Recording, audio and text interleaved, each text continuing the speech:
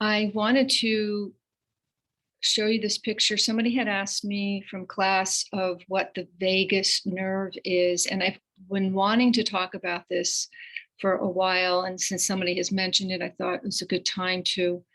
I use that verbiage at the end of my class about quieting down the vagus nerve, and it's a really unbelievable nerve that affects all of our involuntary processes, like your heartbeat, your breathing that I just mentioned, your heart rate, your digestive system, respiratory system.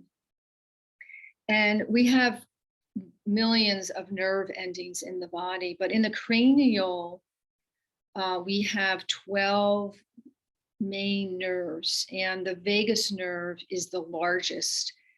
Vagus in Latin means wanderer, and they call it the wandering nerve because it goes past the head.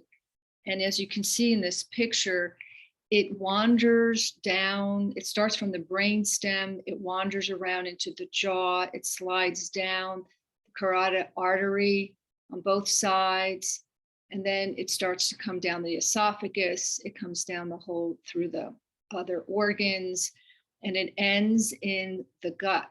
So there's been a lot of research about brain. The second brain is our gut. And this vagus nerve is that bridge between the brain and the gut. So we have this nerve endings wandering through the system back into the gut. Now it's part of the parasympathetic nervous system, which is your rest and digest system.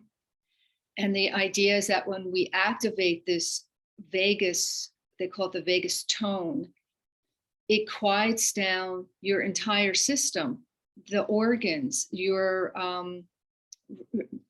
right into the gut.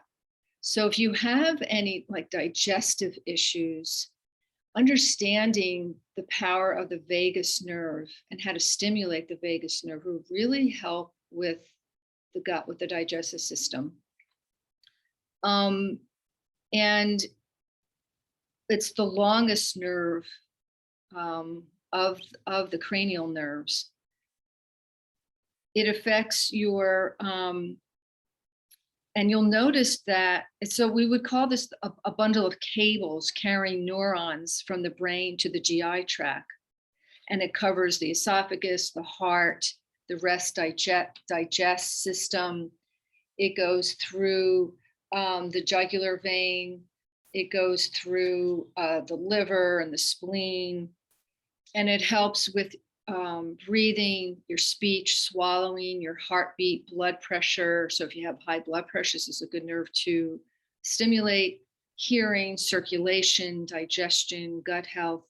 They call it the caretaking nerve in your body. So the importance of, so how do you stimulate it? Well, we've been stimulating this nerve through our practice.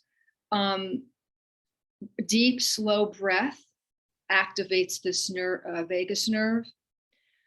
Chanting, humming, singing stimulates the vagus nerve because it runs through the larynx.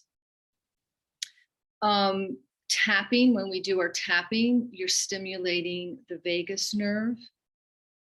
Meditating stimulates the vagus nerve. Mindfulness practice stimulates the vagus nerve. Exercise, not overstimulated exercise, but slow, smooth movements activates the vagus nerve. So I'm going to refer to the nerve, a little bit more often in the practice, just to kind of visually, so you can experience it, and also through the practice, experience what this vagus nerve can bring for you. So a real important nerve to understand.